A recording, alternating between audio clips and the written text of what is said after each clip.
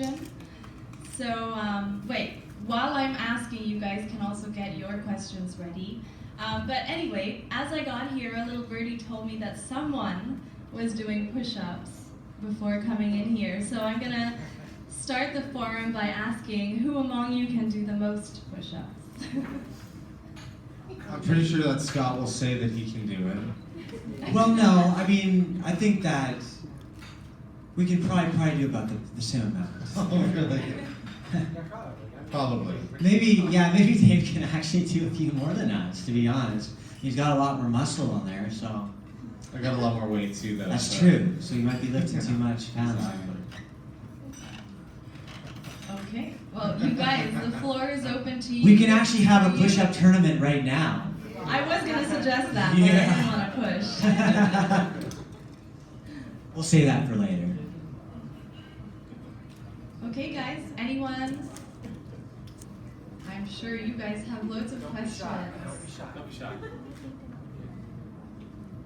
Daniel!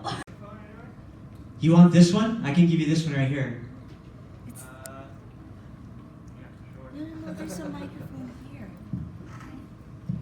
You have a medium mic? Yeah, there's some medium. Thank you. So, I know you guys have been to the Philippines a few times over the years. Do you remember the names of all the hotels you've stayed at? I know this is like a topic of conversation yesterday. Well, we stayed at Marco Polo the last time. Yeah. I think we stayed at the Sofitel. We stayed at this place. And another Shangri-La. We stayed at we stayed at Shangri-La. I think that was the first time. And we also stayed at Galleria. I mean, that's debatable because you're not. I want this mic a little louder, actually. Hey, check. I'll just eat it. So, am I missing some places? No, I think you got them all. Yeah, I think there's one other place, but great question, Dan. That was awesome. Yeah, easy. All right, next. Anybody else? Moffatts Fan Club. I know you have some questions ready. How do we get on there? Hi, good afternoon. I'm Albert from Bichicanes. With this reunion tour, how much did you realize that you miss each other as a group? We missed each other? Do you? I think that's the question. Actually, I think that when we're on stage together, we were on stage so often when we were younger that we were apart for so long, not playing on the stage as a band together. I think that when we started to play together, it really was, it was kind of a strange feeling, but it was such a familiar feeling. It's a comfortable feeling, I think, for all of us. And it was definitely something that I think that we all missed. I missed it for sure, speaking for myself. But you know, I don't think we really missed each other though, because we actually made time to see each other as often as we can. I lived in Montreal for quite a while, and I was touring Canada, the East Coast. And I would go and stay with Dave for, a week here and there. A week too long. Well, for you, I enjoyed it, Dave. But and these guys live in Nashville, and I'm down there often too. So, and we talk to each other on FaceTime and stuff like that. So, it's not so much that we missed each other, but it certainly is wonderful to be around each other all at the same time. And, there are still skirmishes and there are still issues to be had, but I think we enjoy our company pretty dang well. So. I do, but personally for me, I did miss being on stage with you guys. So, We missed you like crazy too. well, I'll be there for you, Bob. Next question. Hi, my name is Nico of Pep.ph. I would like to ask, what can your fans expect from your concert this time around? I think we're just going to try to have a lot of fun, We're going to have a lot of fun. And we're going to bring out songs. We're bringing out a lot of songs we actually never played, even back in the day, like songs like Don't Walk Away and Gorilla to Get You, which were probably fan favorites. I mean, they're favorites of ours. We just never ended up doing them. So I think we're going to dive back in the past. We're going to bring out some stuff from Some Modalities. We're going to play some of the new stuff, like the new single, So in Love. And, we're doing an acoustic little part in the set. So we're just going to try to make it as intimate as we can. and just have a good time and see where the night takes us. You performed yesterday with Julia and San Jose for Sunday Pinasaya. Are you guys open to doing a collaboration with a Filipino artist or with Julia? We told her when we saw her we loved her. I mean, she sang our song "Miss You Like Crazy" and "Life Is So Short." Honestly, it was very cool to hear her sing that because they sounded new again, you know, because we've only really heard those songs with our voices when we were 14 and 15. So to kind of hear that song with a you know, a female perspective, it sounded great. So I mean, it'd be cool to do something, maybe to bring back one of those songs and do that again. So we said it. We told her. We said, hey, we'd love to do it. So the ball's in her court. Maybe it'll happen. Maybe it won't. But we're definitely not opposed to it. Thank you. We have someone with a question up here up front.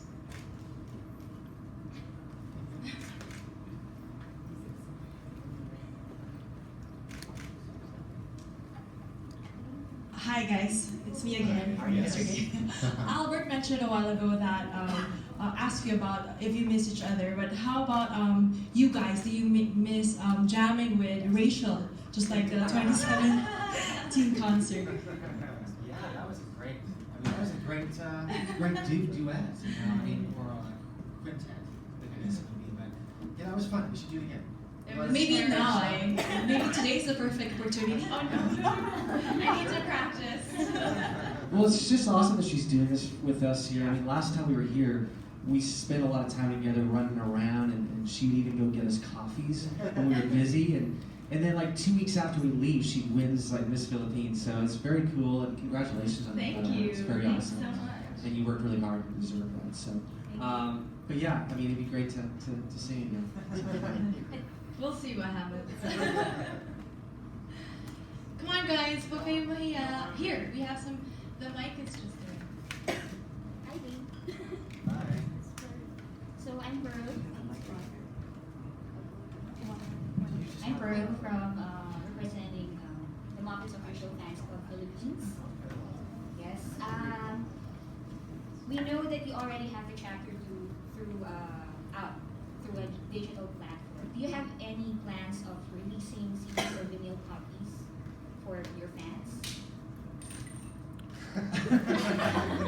I guess that's my question. Do we have any plans to release live videos of our concerts and stuff? Is that the question? Like a physical copy of the Chapter. You know, that's possible. I think a lot, at least from my perspective, I think it's nice to go the digital route. You know, this is just the way the world's heading, and I'm not opposed to it at all. We can be creative in different ways of releasing product. So personally, I'd be voting against releasing a physical product. But This is the first time we're having this discussion, by the way. well, I've talked about this before though, because you know, the media, the platform always changes, right? So it's always changing, evolving, and I think we have to somehow accept those changes sometimes. And there's benefits to it too. But So also, Chapter 2 is just an EP as well. Exactly. So possibly, if we released another EP with another 5 or 6 tracks on it, it may give us more of a reason to want to create a physical copy. But at the moment, it's definitely better, I think, on the online platforms so that everybody can access it. Any other questions? You can just go to the mic. Thank you. Hi guys. Hello. You've been here since last week, right? You've been to Cebu and you've been coming back to the Philippines for years. What do you love most about the Philippines? Any favorite Filipino food? Did you learn a few Filipino words? I mean, I think for me personally, the feeling that I get whenever I'm here is it's a relaxed feeling. I think that the people here are very positive, and they really embrace family, which is very nice because you know, it's just a warm feeling for me when I get here. I believe in energy, and I believe when you're walking around and you pass people, you feel that because we're all connected. So I feel different when I'm in a place like the Philippines, or even I love Bali. I was just in Bali before I got here too, and I just feel like there's a different energy that's surrounding us, and I love that. So that's what it is for me. I couldn't agree more. Yeah, I mean, I feel even though the hours on this tour, we put a lot of them in, and it's definitely tiring. But on top of that, you're always greeted by amazing people, and you're experiencing amazing things every day. So it makes it completely worthwhile. But I agree that it's one of those places where my shoulders can drop, and I feel comfortable and relaxed, and the food has been amazing too. Yeah, we just actually, I love to eat a lot, so you can maybe tell the last time I was here, so I was a lot skinnier, and now I'm a lot bigger. But we actually just had boodle fight a couple days ago in Cebu, and I love boodle fight. So I like to eat with my hands, and I do, yeah. I like communal eating. And then I like adobo. I like lechon. I really like it all. I like sisig. I'm a big fan of Filipino food. Any Filipino words that you guys have learned? Go on, Scott. Yeah, I learned a new one this morning. It's like Charot. Yeah. Was it mama? How do you say "oh my god" in Filipino? Juice galore. Yeah. Juice galore. Yeah. Do your thing. Do your thing. Juice galore, Bob. We're not charotting around. I was thinking around. Thank you guys. Thank you.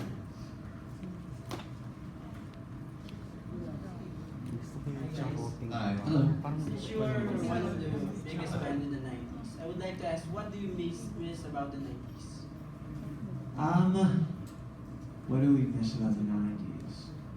Well, I feel like the 90s was a little bit more simple. And it was, sure, we were kind of interested in ourselves as individuals, but I felt that there was, we were interested in a little bit more back then. And just how oblivious to how weird we were, too. In the 90s, we did things that we look back on and think, wow, that was bizarre.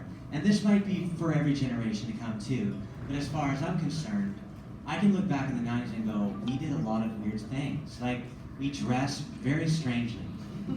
We had strange haircuts that we probably wouldn't even consider today. So they could, absolutely. But I think that's a wonderful thing, too, how we weren't afraid to try those things, and we blindly rushed into those things a little bit, and we can still look back on it and be okay with it. So I think that's pretty wonderful. Yeah, I mean, I think that's definitely something I'd agree with. I mean, I think the 90s, it just, for me, I feel like right now with social media is such a wonderful thing because we're able to, get the information really quickly. We're able to express ourselves. We're able to open those conversations, but I also feel like that immediate sense of judgment, feeling judged and judging is more prevalent today. And I feel like there was an element of that in the 90s where I didn't feel that as much. I would say I had a little less gray in my beard, a little thicker hair, so I'd bring all that stuff back. I would say I feel like things were a bit more tactile. Like you could really put your hands on things, like on CDs and on music, and we had vinyls before that, and tapes, and then CDs. And now everything is very much online. I don't think that it's something that I miss, because it just is the way that the world is going, and that's okay. But yeah, things were simpler. Really but when you're younger, things are simpler too. Things are complicated in their own ways, but things are different. And the other thing was that in the 90s, we didn't all have outlets to be ourselves completely. So now everyone can go online and expose themselves and be this and be that. But in the 90s, you just sat in your house and you had no outlet for that. So I think that was a healthy place to be also, where we actually had to live with ourselves as opposed to throwing ourselves out there right away. And that, I think that the world benefits from people kind of living with themselves a little bit also. Any other questions? Hi, Mika from DJ from Remista Radio. So, throughout the years, have you thought of changing your music style? Since the 90s up to the millennium, it seems like a big jump in the music industry. Yeah. I mean, we've done a lot of different stuff musically since we broke up, you know. And it really wasn't a breakup. It was more of like a break that turned into a long break. You know, because there was no definitive like this is over. It's just we kind of got into different things and our life took us in different directions. But we've always made music. I mean, maybe not Dave as much because Dave became a yoga instructor and he's pursued that for a while. But you know, Scott's been doing a solo record, you know, solo recordings, and also producing other people. Bob and I have been writing songs continuously the whole time and kind of working on our craft, trying to figure out where we were going with it. But I think that with the Moffatts, this new thing, you know, there's hints of what we used to do intentionally because, you know, we miss, I think one of the things in the 90s that we do miss is just the overall simplicity of certain elements of music that were very melodic. There was a very melodic sensibility that happened in the 90s and before. And I think modern music, there's a lot of wonderful things about it, you know, more rhythmically. You know, they've really taken on a lot of rhythmic things that are interesting, but as far as the melody goes, they've sort of removed a lot of the melodic sensibilities that we used to have, and I think that people are craving that. I think people miss it. I don't think they ever said we don't want it anymore. I just think that certain things got hot and certain things got popular and then it got forgotten a little bit. But I think people in general, if they hear a song that has a nice melody, they love it. And we kind of find, just reading comments on like our new single So In Love, for instance, on YouTube, that has been brought up on hundreds and hundreds of occasions where people are you know, stating, wow, I wish there was more music like this. And it was just an honest thing for us to want to do. It was nothing more than us just wanting to write something that made us feel something that we felt back in the day. Thank you. You're welcome. Hi, I'm Keith Cruz. So, since we're all back together making music and creating an album, how has the creative process changed with all of you guys? Well, it's kind of unfortunate for me, at least, that I didn't write any of the songs with the four of us on this record, which is kind of sad. These guys wrote 2 songs together. And that, you know, that would be wonderful if that could happen. And that's one thing that has changed, is that we actually haven't sat down, the 4 of us, and written a song like we used to. And hopefully we can make time to do that eventually. Really, that's the only thing that I know. I mean, making music is constant evolution, you know, you're finding ways of communicating and telling your story, and just finding interesting ways of making it fun and better. So it's just constantly changing. Nothing has stayed the same, to be totally honest. And that's maybe a double-edged sword, because maybe it would have been nice to keep, you know, as you evolve, you forget things every once in a while.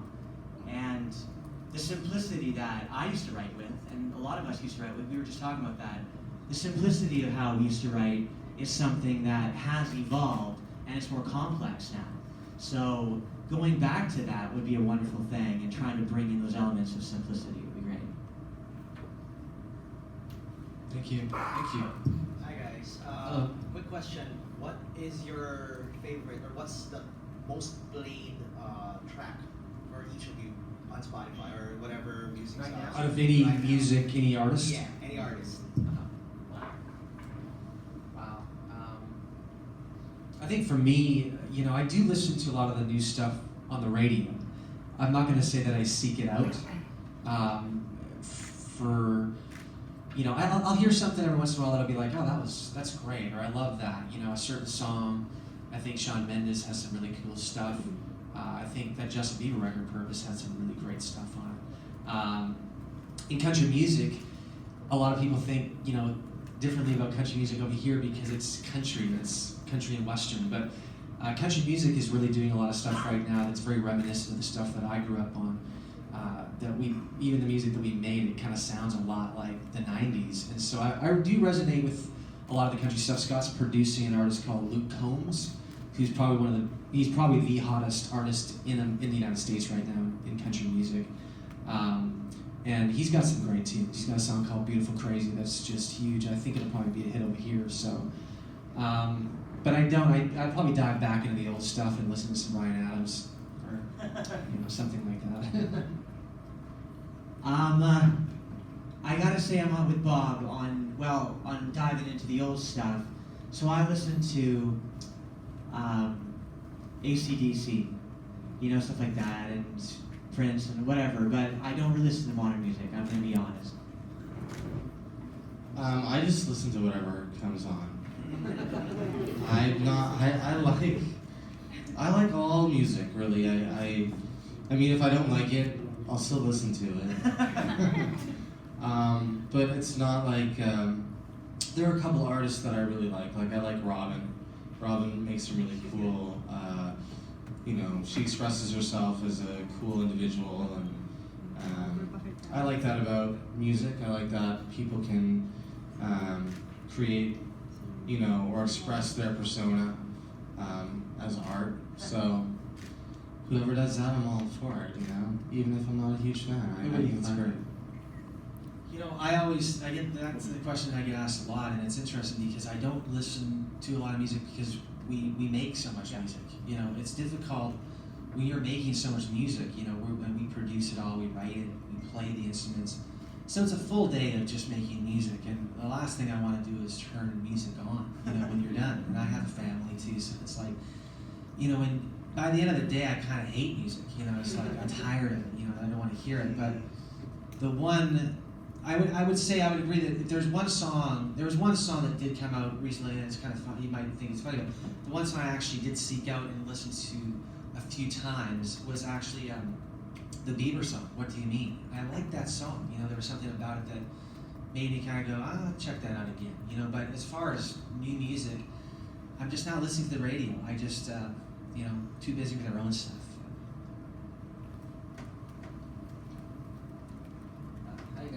Hi guys, I'm Usual from Philippine Star. Were you guys aware that back in the day when you released that song, If Life Is So Short, I'm not sure if it was part of the marketing, but some people here actually thought that your lives were also cut short. Were you aware of that? Like we died? Yeah. Like we died? Yeah. Really? Yeah, it was I think humor. because we did a tour, and we came to the Philippines on our last station, Southeast Asia tour. And I did hear that people thought that we had died in a plane crash because they just didn't hear anything about the Moffatts. Well, that's actually part of the reason why we wanted to do the last tour, was because it did, looking back, it felt, whoa, we never thought about this. We just went on with our lives. But we never considered what everyone else over here thought. They were so into our music. And all of a sudden, we weren't over here anymore. We had nothing to do with social media, really. We weren't doing anything. So one of the things that was driving me, at least, was to come back here and at least say goodbye or do something, to do something right. Because I felt that was a bit weird, just kind of taking off like that and not saying goodbye properly and closing the book, at least. And now it's open again, which is pretty sweet. So instead of closing the book, we opened a new one, which is pretty awesome. It is funny though how stuff like that can turn into, theories.